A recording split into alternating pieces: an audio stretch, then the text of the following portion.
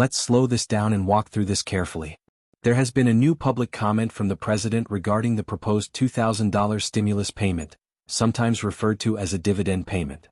This came from a recent interview with the New York Times. If you're interested in this topic, hit the like button, subscribe, and type "interested" in the comments. And I will give you a heart. In that interview, the president discussed two key things. First, when these payments might realistically arrive. Second, whether congressional approval is required, or whether an executive order could be used instead. Those 2 points matter a lot. Not for headlines. For real-world planning. If you rely on Social Security, retirement income, or fixed monthly cash flow, what matters most is not excitement. What matters is accuracy. So today we're going to separate what is confirmed, what is suggested, and what is still unresolved. No hype. No assumptions. Just the facts as they stand today. Where this idea started. This proposal did not appear overnight. Back in early November, the president publicly floated the idea of a payment of at least $2,000 per person. At the time, he indicated that high-income earners would not be included. The following day, he reinforced that point and clarified that the focus would be low- and middle-income households. Shortly after that, the Treasury Secretary also commented publicly and suggested an income threshold around $100,000 or less. That is important context. However, none of those comments created a formal program. There is still no finalized proposal document. There is no signed executive order. There is no legislation passed by Congress. There is no funding authorization published by Treasury. What we have are public statements and interviews. Those are signals, not guarantees. That distinction matters. Understanding the difference between announcements and implementation. When government officials discuss potential programs publicly, they are typically testing ideas, gauging public reaction, or signaling policy priorities. These statements can influence markets, shape public expectations, and generate political momentum. But they do not, by themselves, create legal obligations or operational frameworks. The gap between announcement and implementation is where many people lose track of reality. A president can express support for an idea. A cabinet official can outline broad parameters. Congressional leaders can voice approval. None of that constitutes action. Action requires documentation. Action requires authorization. Action requires funding mechanisms. Action requires agency directives. Until those elements are in place, we remain in the discussion phase, not the execution phase. This has been true across administrations of both parties. Promises made in interviews or press conferences often face legal, budgetary, or political obstacles that prevent them from becoming reality, or that significantly delay implementation. That does not mean this proposal will not happen. It simply means we must separate hopeful speculation from confirmed policy. Income eligibility, what we can reasonably expect. Based on every prior stimulus program and every public comment made so far, eligibility will almost certainly be tied to income. That is how these programs are typically structured. If this moves forward, the most likely filters will include a valid Social Security number, filed tax returns, adjusted gross income under a certain threshold, possibly different thresholds for individuals versus married couples, dependency status considerations, citizenship or qualified resident status. The Treasury Secretary referenced approximately $100,000 as a possible cutoff. That does not mean $100,000 is final. It simply gives us a ballpark. Historically, stimulus programs have used income phase-outs rather than hard cutoffs. That means payments gradually reduce as income increases rather than stopping abruptly. For example, in previous rounds of economic impact payments, individuals earning up to $75,000 received the full amount, while those earning between $75,000 and $99,000 received reduced amounts on a sliding scale. Married couples filing jointly often had higher thresholds, sometimes double the individual limits. Those programs also included additional amounts for qualifying dependents, though the age ranges varied depending on the specific legislation. But again, until an official framework is released, this remains an estimate, not a rule. If and when a real program is announced, we will know. Exact income limits. Whether Social Security income is counted fully or partially. How joint filers are handled. Whether dependents qualify. How payments are delivered. Whether prior year or current year income determines eligibility. How to handle people whose income fluctuates year to year. None of that has been finalized yet. What income actually means in these programs. The term income in federal programs typically refers to adjusted gross income (AGI) from your federal tax return. This is not the same as gross income or total income. AGI is calculated after certain deductions and adjustments are applied. For most people receiving Social Security benefits, AGI includes Social Security benefits, either partially or fully depending on other income, interest and dividend income, pension and retirement account distributions, wages from any part-time work, self-employment income, rental income. It does not include gifts received, life insurance proceeds, most municipal bond interest, qualified withdrawals from Roth IRAs, certain disability benefits. Understanding what counts toward AGI helps you estimate where you might fall relative to any announced threshold. If you typically file a tax return, your AGI appears on the first page of Form 1040. If you do not file because your income is below the filing requirement, that generally means your AGI is very low, which would likely make you eligible if this program moves forward. However, non-filers sometimes face delays in receiving payments because the IRS does not have current information on file. That was a significant issue in prior stimulus rounds and may be again if this happens. The IRS database contains information for people who file returns, but it does not automatically have complete information for those who do not file. Social Security recipients who do not file taxes were sometimes overlooked in initial payment waves during previous stimulus programs. The IRS eventually coordinated with the Social Security Administration to identify these individuals and issue payments, but that process took additional time. If you receive Social Security benefits but do not file tax returns, you may still be eligible for any future stimulus payment. The key question is whether the administering agency can identify you and verify your eligibility using existing databases.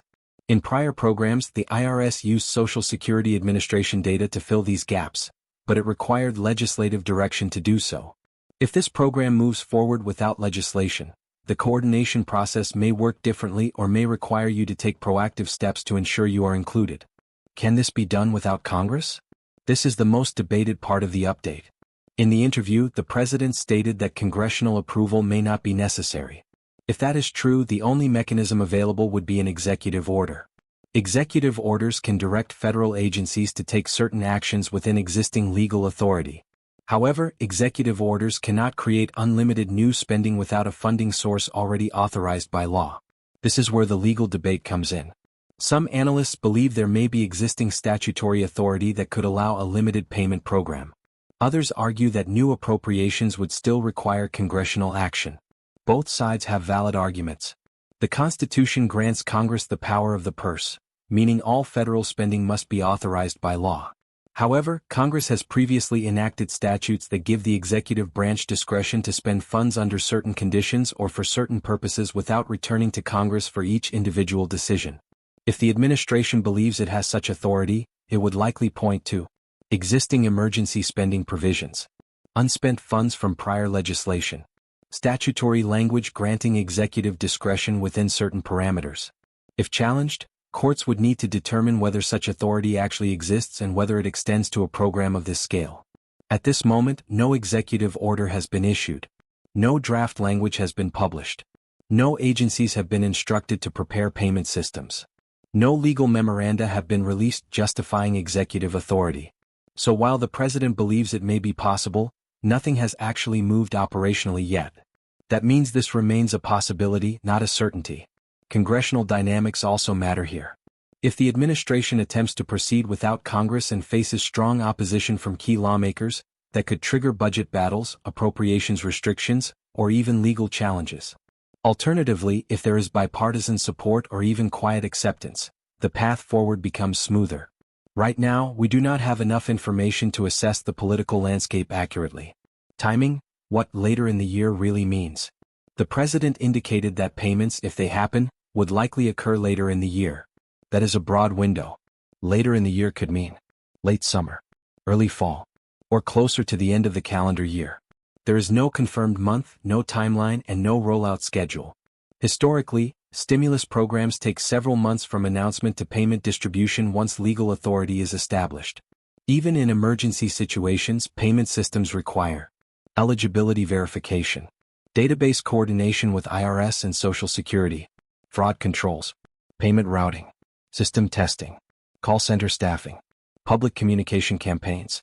This is not a switch that gets flipped overnight. The IRS, which typically administers these payments, must coordinate with the Department of Treasury, the Social Security Administration, financial institutions, payment processors, fraud detection systems. Building or activating these systems takes time even when similar systems have been used before. So if something were announced mid-year, actual payments would likely follow weeks or months later. For perspective, the CARES Act was signed into law in late March 2020, and the first economic impact payments began arriving in mid-April, roughly 3 weeks later. That was considered remarkably fast and relied on infrastructure already in place from previous tax credit programs. If this program requires new legal authority or new systems, the timeline could be longer. Again, no timeline has been issued yet. Why 2026 is the likely window? Based on current economic conditions and political timing, 2026 appears to be the most realistic year for any such payment. If it happens, it would almost certainly occur before late fall. Outside of that window, the probability declines unless there is a major economic downturn that triggers emergency stimulus. Right now, there is no declared recession. No emergency legislation pending. No automatic trigger mechanisms activated. That means any payment would be discretionary rather than automatic. Discretionary programs tend to move slower and face more scrutiny. They also face competing priorities within the federal budget. Every dollar allocated to stimulus payments is a dollar not available for other programs, deficit reduction, or future obligations. Policymakers must weigh those trade-offs, which slows decision-making. So realistically, if something happens, it will likely be within the next several months rather than years from now. Political calendars also matter. Election cycles, legislative schedules, and budget deadlines all influence when major spending initiatives can realistically advance. A program announced or implemented too close to certain political milestones may face accusations of political motivation, while timing it differently may build broader support. These considerations are real factors in how policy moves from idea to execution. Will this affect Social Security benefits? This is one of the most common concerns. A stimulus or dividend payment does not reduce your Social Security benefit directly. Your monthly benefit is based on your earnings record, your claiming age, cost of living adjustments. A one-time payment does not change those calculations. Social Security benefits are calculated based on your lifetime earnings, specifically your highest 35 years of inflation-adjusted earnings. A stimulus payment does not count as earnings in that calculation. It does not affect your benefit amount going forward. However, there are two areas to pay attention to. Tax implications. Some stimulus payments in the past were not taxable. Others were structured as tax credits. Until the IRS issues guidance, we will not know how this payment would be treated for tax purposes. If it is taxable, it could affect your adjusted gross income, Medicare premium brackets, IRMAA surcharges, certain income-based assistance programs, state tax obligations in states that tax federal benefits differently. If it is not taxable, those effects would not apply. We simply do not know yet. The tax treatment depends entirely on how the program is structured legally. Previous economic impact payments were explicitly designed to be non-taxable advance refunds of a tax credit. That meant they did not increase your AGI and did not trigger additional tax liability. However, other forms of government assistance have been structured differently. For example, unemployment benefits are taxable income, while certain disaster relief payments are not. The legal language matters immensely here. Means-tested programs. If you receive benefits such as supplemental security income, SSI, Medicaid, or certain state assistance programs, large deposits can sometimes temporarily affect eligibility depending on how funds are categorized and how long they remain in your account. Past stimulus programs often included protections so payments did not count as assets for a period of time. Specifically, previous legislation stated that economic impact payments would not be counted as income or resources for determining eligibility for federal programs for a period of 12 months. That language was intentional and protective. But again, those protections must be written into the program. Until we see official language, caution and awareness are appropriate.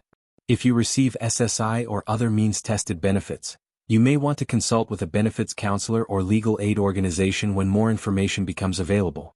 They can help you understand how a payment might be treated and whether spending it quickly or saving it would affect your ongoing eligibility. Some state programs have different rules than federal programs, so local context matters. How payments would likely be delivered.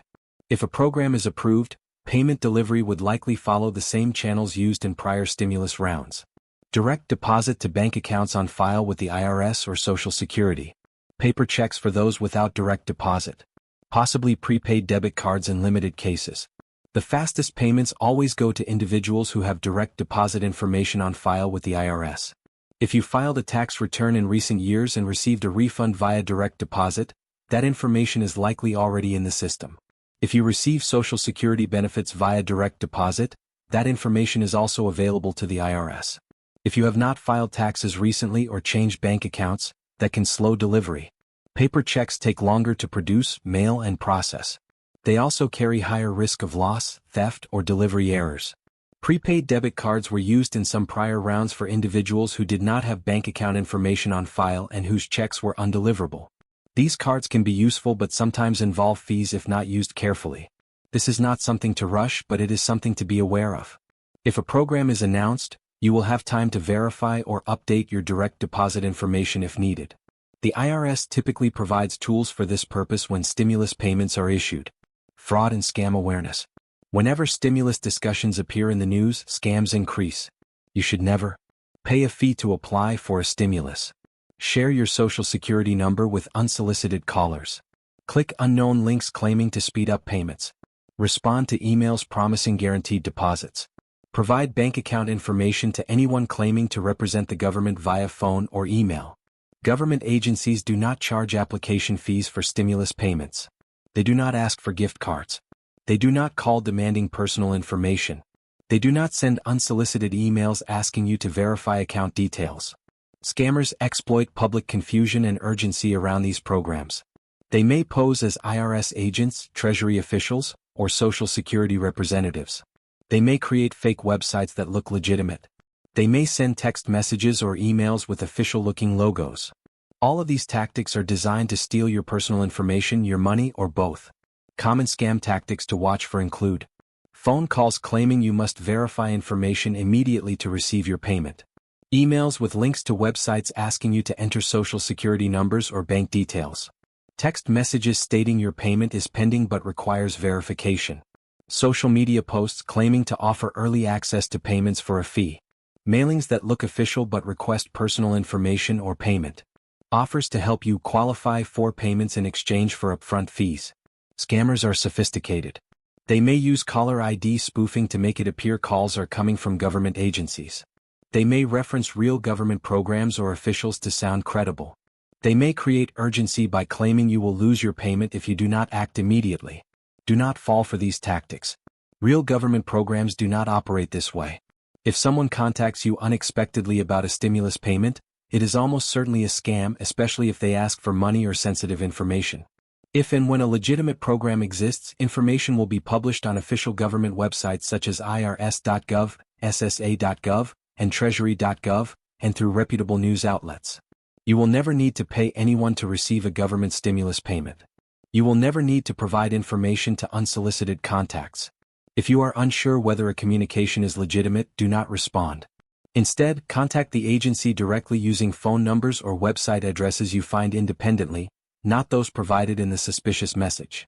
You can verify IRS phone numbers at irs.gov or by calling 1-800-829-1040. You can verify Social Security Administration contact information at ssa.gov or by calling 1-800-772-1213. Never use contact information provided in an unexpected email, text, or phone call. If you believe you have been targeted by a scam or have accidentally provided information to scammers, take immediate action. Contact your bank to protect your accounts. Report the incident to the Federal Trade Commission at reportfraud.ftc.gov. File a report with the IRS at irs.gov/privacy-disclosure/report-phishing. Consider placing a fraud alert on your credit reports. Monitor your accounts closely for unauthorized activity. Caution protects your finances. What you should do right now. At this stage, there is nothing you need to apply for and nothing you need to submit. There is no open enrollment. There is no registration process. There is no payment schedule. The best steps right now are simple. Stay informed from reliable sources. Keep your tax filings current. Make sure your bank information with the IRS is accurate. Ignore rumors and social media speculation. Be skeptical of anyone claiming insider knowledge about guaranteed payments. Patience matters here. Rushing into misinformation causes unnecessary stress. If you typically file tax returns, continue doing so on your normal schedule. If you are not required to file, do not feel pressured to file unnecessarily just because of speculation about a potential payment. When and if a program is announced, there will be clear guidance about what non-filers need to do. If you have changed your mailing address recently, make sure the IRS and Social Security Administration have your current address on file. This can prevent delays if payments are issued by mail. Separating headlines from reality. Headlines are designed to grab attention. Policy takes time. Public comments signal intent, not execution. News articles often emphasize the most dramatic or attention-grabbing aspects of a story. A headline reading "President promises $2,000 payments" generates more clicks than "President discusses potential economic relief under certain conditions." But the second headline is often more accurate. This does not mean journalists are lying. It means that nuance does not fit into 8 words. Reading beyond the headline matters. Understanding the difference between proposals, announcements, and enacted policy matters. Until there is a signed executive order, or passed legislation, or Treasury implementation guidance, or official IRS notices, there is no active payment program. That is not pessimism. That is simply how federal programs operate. Clarity comes from documentation, not interviews. Historical context. Why some programs happen and others do not. It helps to remember that many proposed government initiatives never come to fruition. Some fail because they lack legal authority. Some fail because funding cannot be secured. Some fail because political support evaporates. Some fail because practical implementation proves too difficult. Others succeed but in dramatically different form than originally proposed.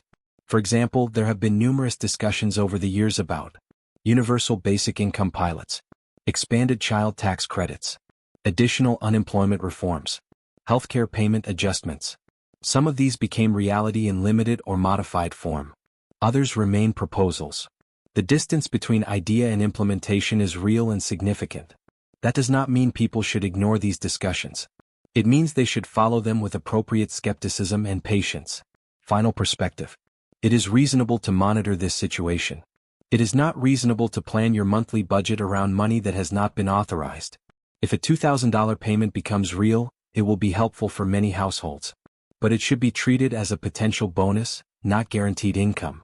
Your core financial planning should continue to rely on Social Security benefits, pensions, retirement savings, stable income sources, emergency funds, sustainable spending patterns. Anything else remains uncertain until formally approved. Financial stability comes from planning around what is known and certain, not from hoping for what might happen. If this payment occurs, it could help with paying down debt, building emergency savings, covering unexpected expenses, making necessary purchases you have delayed. Those are all valuable uses. But they should be considered only after the money actually arrives, not before. Do not make spending commitments or financial decisions now based on the assumption that $2,000 will appear later. That approach creates risk if the program does not materialize or if it arrives later than expected. If this update affects you or someone you care about, you can type "update" in the comments so others know this information is being shared. And if you want clear, steady explanations like this as policies evolve, consider subscribing so you don't miss updates that actually matter. Stay steady. Stay informed. Stay skeptical of promises until they become policy. Stay focused on what you can control. Your financial security depends on your decisions, not on potential government programs. Plan accordingly.